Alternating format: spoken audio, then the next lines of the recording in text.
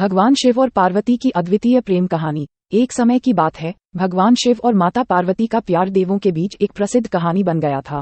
इस कहानी में उनकी अद्वितीय प्रेम की गहरी जड़ें थी, जो भगवान शिव के तपस्या और पार्वती की भक्ति के साथ मिलकर बढ़ी थी। भगवान शिव का तपस्या और ध्यान करने का स्थान हिमालय के पार्वती पर्वत पर था। वह यहाँ पर अपने आत्मा को शुद्ध करने का प्रयास कर रहे थे। एक दिन जब वह ध्यान में लगे थे, तो माता पार्वती ने अपने दोस्तों के साथ खेलने की इच्छा की। पार्वती की दोस्तें बहुत ही खुशी खुशी खेल रही थीं, लेकिन पार्वती खेलने का मन नहीं कर रही थी। वह सोच रही थी कि वह भगवान शिव के पास कैसे जा सकती है जब वह खुद भी बाहर गई हुई है। माता पार्वती ने अपनी दोस्तों से कहा, मैं अपने पति के पास जाना चाहती हूँ, लेकिन मुझे यहाँ से बाहर जाना होगा। उनकी दोस्ती ने कहा, हम तुझे मदद करेंगी। माता पार्वती की दोस्ती ने एक बड़ी सी स्लेट बनाई और उस पर छाया डाली। माता पार्वती ने उसमें छुपकर उसके दोस्तों के साथ मिलकर खेलना शुरू किया। जब वह खेल रही थी, तभी भगवान शिव अपने तपस्या से उठकर खुद पार्वती के पास गए। वे देखा कि पार्वती खेल रही हैं और उसके साथ उसकी दोस्तें भी हैं। भगवान शिव ने माता पार्वती से पूछा, तुम यहाँ कैसे आईं? माता पार्वती ने डरते हुए बताया,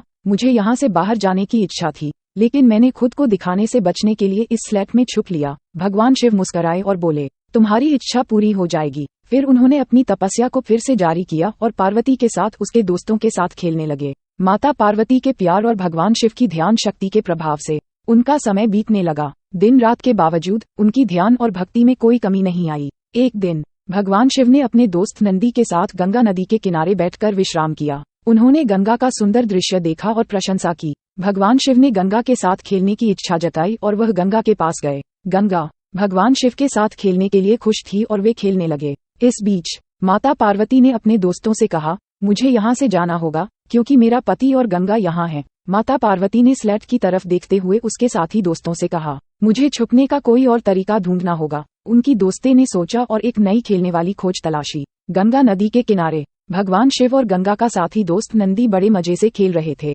वे एक नया खेल खेल रहे थे, जिसमें एक व्यक्ति को जानवर बनाना और फिर दूसरे व्यक्ति को उसे पहचानने की कोशिश करनी थी। माता पार्वती ने अपने दोस्तों से कहा, मुझे भी उस खेल में शामिल होना है। उनकी दोस्तें ने सोचा और एक अद्वितीय रूप बनाया, जिसमें माता पार्वती को पहचानना मुश्किल हो जाएगा। माता पार्वती ने अपने दोस्तों के साथ खेलना शुरू किया और वे बहुत मजे से खेल रहे थे। गंगा नदी के किनारे भगवान शिव और गंगा के साथी दोस्त नंदी भी उनके खेल को देख रहे थे। इस बीच माता पार्वती ने अपने दोस्तों के साथ खेलते समय अपना अद्वितीय रूप दिखाया। वह एक आकर्षक और रहस्यमय रूप में थी, जिसे देखकर सभी हैरान हो गए। गंगा और नंदी भी उसे पहचानने की कोशिश कर रहे थे, लेकिन वे असफल रहे। माता पार्वती के रूप में वे अपने पति और उनके साथी दोस्तों के सामने थे, लेकिन कोई भी उन्हें पहचान नहीं पा रहा था। इस दौरान भगवान शिव ने गंगा को पूछा, क्या तुमने वह रूप देखा है? गंगा ने उत्तर दिया, नहीं, मुझे कुछ दिखाई नहीं दिया। भगवान शिव ने अपने साथी दोस्त नंदी से पूछा, क्या तुमने वह रूप देखा है? नंदी ने भी उत्तर दिया, नहीं, मुझे कुछ दिखाई नहीं दिया।